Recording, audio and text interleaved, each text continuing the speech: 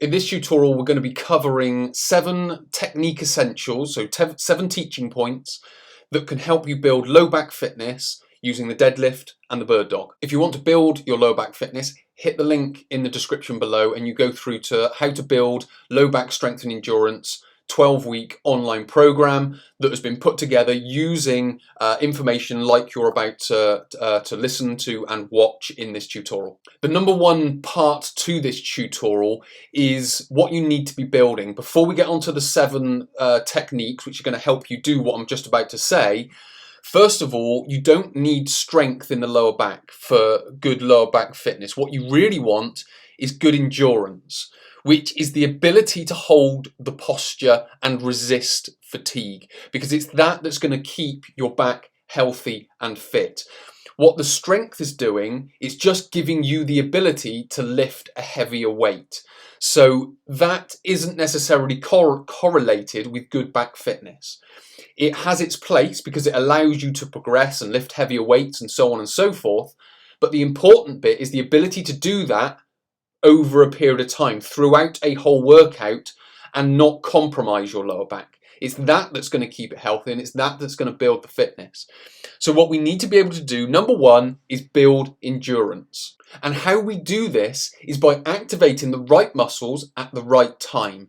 And again, that doesn't mean just doing it once. That means doing it many times over a workout or over a collection of workouts over a week, and then obviously over the months and the years that we're going to be training our lower back. So it's the endurance that we are aiming to build. And the muscles that we need to activate are these 3 main muscles. So we've got lats, we've got erector spinae, and we've got glutes. Now, in this image, you can see the lats coming down here, joining into the thoracolumbar fascia, which is here.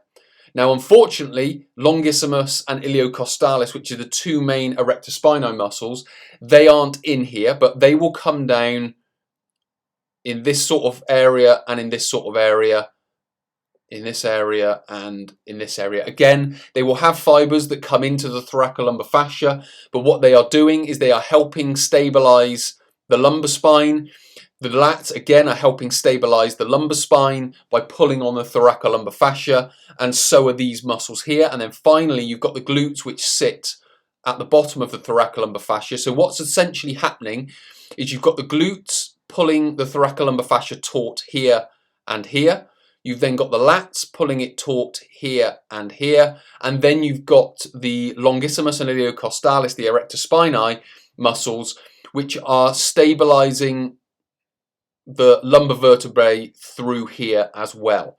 Now, obviously, within the deadlift, we've got the erector spinae muscles coming down for the lumbar spine. We've got the lats pulling down here for the we've got the shoulders pulling down for the lats. And then we've got the engaging of the glute muscles as we lift through here. So that is essentially the muscles that we need to activate and how we're going to go about doing it. But I'm going to talk a little bit more about that specifically in the last 2 slides. So as I've described, what are these muscles doing? I've covered it just quickly in the last slide. But if we go back to this thoracolumbar fascia, which is essentially the important bit through all of this, because this covers or essentially connects the hips to the lower back, to the upper back, if you will.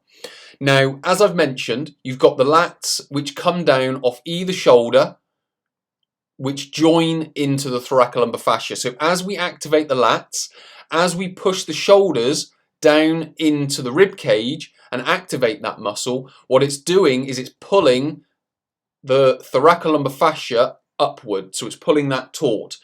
As we engage the glutes, it's pulling these down, and essentially it's pulling the thoracolumbar fascia in all directions. So it's creating that stability through the lower back, which is helping stabilize the 5 lumbar vertebrae.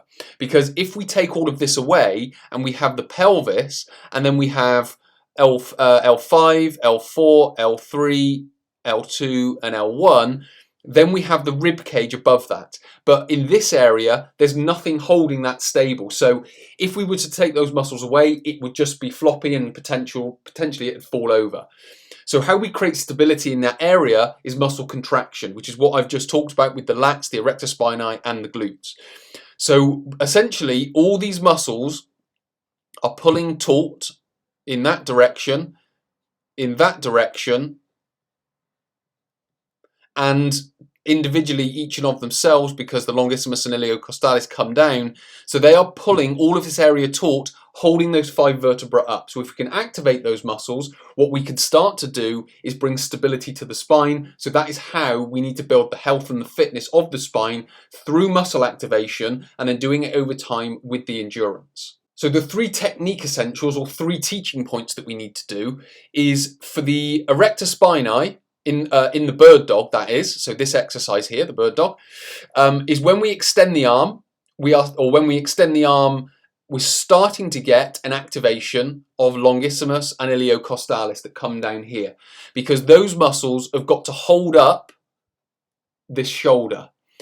What we can then do for the glutes is when we extend this leg here. So when we extend this leg, we activate glute max over here. So it's in the right shoulder here and the left hip here.